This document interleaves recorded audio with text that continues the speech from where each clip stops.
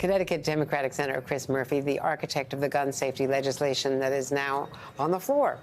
So, Senator Murphy, congratulations for all of your efforts, but I know there is still some disappointment. The Washington Post had a Glenn Kessler analysis on how much these components of the bill would have prevented a number of terrible mass shootings over the years. And, you know, it's arguable how much it would help. But tell us what you think you've achieved and what the impact will be.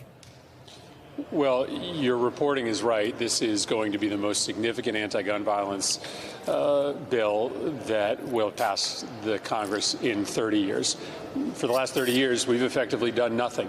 Mass shooting after mass shooting, murder after murder, suicide after suicide, and we have finally broken the logjam. And what I believe is that the provisions of this bill are going to save lives, but I also think that we're going to show to Republicans that there is political benefit in supporting gun safety measures that 90% of your constituents support, and I think this will allow us to do more in the future. But even if we weren't to pass a single additional gun safety bill, I'd still advise my colleagues to vote for this because it will save thousands of lives, in my opinion. We are going to help states pass red flag laws, which allow for authorities to take guns away from people that are threatening harm. Just last week in Connecticut, we used our red flag law to take guns away from an individual who threatened to shoot up schools. We are closing the boyfriend loophole. That means that no domestic abusers, boyfriends or husbands, are going to be able to own or purchase guns if they're convicted of any domestic violence crimes. We are making it a little bit harder for under 21-year-olds to buy guns by putting an enhanced background check and a call to local police to make sure that that's not a kid in crisis. And then we're spending $15 billion in mental health. That's a historic amount of money to expand out mental health services in underserved areas. That's going to save lives in and of itself. So I'm so proud of this legislation. I'm proud that we've finally been able to overcome the hump and get Republicans to support measures that their constituents to support. And I think there's a lot of future legislation that becomes possible after we get this to the president's desk. Do you think there's any future legislation this year, or is that too much to wish for? I wouldn't expect that we'll be able to do anything immediately on the heels of this legislation. But what you'll find, I think, is that Republicans will be more willing to engage because they will recognize that the sky doesn't fall when you support these common sense measures. In fact, you get a lot of support from unlikely places back home. But I also want to celebrate this achievement. I mean, I know there are going to be a lot of people who will focus on what's not in the bill, people who will sort of look to what the next piece of legislation is. I'm just telling you, the 5 provisions that changed our nation's gun laws, the billions of dollars to build out new mental health services in this bill are worth celebrating. It's not everything I want, but there's no question that this is going to make our communities safer. Now, Mitch McConnell, who is supporting the bill, voted to let it proceed on the floor, of course. This is what he had to say about the whole process today. Throughout recent years, our Democratic colleagues have indicated they were not interested in substantial legislation to create safer communities if they didn't get to take massive bites out of the Second Amendment in the process. This time is different. This time, the Democrats came our way and agreed to advance some common sense solutions without rolling back rights for law-abiding citizens. So he's clearly putting a political spin on it to make it more palatable, perhaps, to some of his members. But now the NRA has come out against it today. Yeah, no surprise that the NRA is strongly in opposition to this measure. It shows you how much politics have changed in this country in the last 10 years, that even given strong NRA opposition to this bill, we're able to win broad Republican support for it, including the support of the minority leader. And I actually agree with Mitch McConnell. There is nothing in this bill that compromises Second Amendment rights. Yes, we are, under this bill, going to take guns away from individuals who beat up their girlfriend. That is not a violation of the Second Amendment. Justice Scalia himself, when he wrote the last major gun decision on the Supreme Court, said so. I think, though Senator McConnell and I definitely have different views on guns, we are in agreement that nothing we are doing in this bill compromises Second Amendment rights. I want to ask you about something that a Republican candidate, a former governor who was removed from office because of accusations of sexual harassment and impropriety.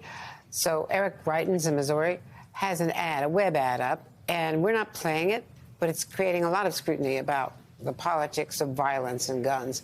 Because in this ad, and we've got some stills from it that I think we can show, he not only has a shotgun and a gun holstered on his hip, but he's breaking into a house, presumably, with these guys in tactical gear, saying on camera later that he's hunting rhinos, Republicans in name only.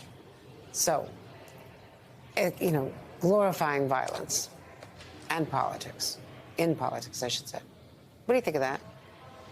Well, it's a disgusting ad, and he's frankly rooting for us to talk about it because he thinks that will help him get votes in a Republican primary. But I can tell you that there is a broader celebration of violence in this country that is deeply worrying to those of us who want our democracy to survive. And that story extends from the violence on January 6th to the ad that you're referencing. And the reason why I thought it was so important this time for Republicans and Democrats to come together around some simple principles, keeping dangerous people from having weapons, tamping down on gun violence in this nation, is that as more and more fringe elements of this nation begin to celebrate violence, begin to explain it as a way to settle our differences, this week, Democrats and Republicans are coming together for the first time in 30 years in the United States Senate to condemn violence, to take guns away from dangerous people. And my hope is that that will have a downward effect on this rising celebration of physical aggression and violence in this country that you see in that political ad and in other forums. And back to the mass killings in Uvalde. The shocking testimony by the top public safety official in Texas yesterday that local police with rifles and with guards with shields were there within minutes, while children and at least one teacher were pleading for their lives, were making calls, were still alive, and that the door apparently was not even locked, the doors to the classroom. And they waited for an hour and 14 minutes before finally the Border Patrol, barged in. But by then, everyone was dead, or most people were dead. Isn't that inexcusable policing? It is. As the parent of a fourth grader who's about to go to his last day of school, it's horrifying that those kids didn't get to enjoy their last day of school, in part because of a failure of law enforcement. But let's also be honest, that moment should have never arrived. We should never be in a position where you have a young man in crisis with multiple dangerous weapons, including military-style assault weapons, inside a classroom, demanding law enforcement response. Yes, this was a failure of law enforcement, but our job as policymakers should be to make it harder for that crisis to ever occur in the first place. And this legislation, in several ways, had it been in effect, might have stopped the shooting in Uvalde. A good red flag law in Texas could have identified him and taken his guns away. A call to the local police department when he went to buy those assault weapons on his 18th birthday could have flagged for them that a kid in crisis that they knew through multiple interactions was going to buy these weapons. Good public policy could have stopped that crisis from ever occurring in the first place. Yes, it's a failure of law enforcement, but it's also a failure of public policy. Indeed. Thank you so much, Senator Chris Murphy. And again, it's not often we have bipartisan compromises on really tough issues. It's taken 30 years, so a job well done. It's on its way. Thank you very much. Thank you.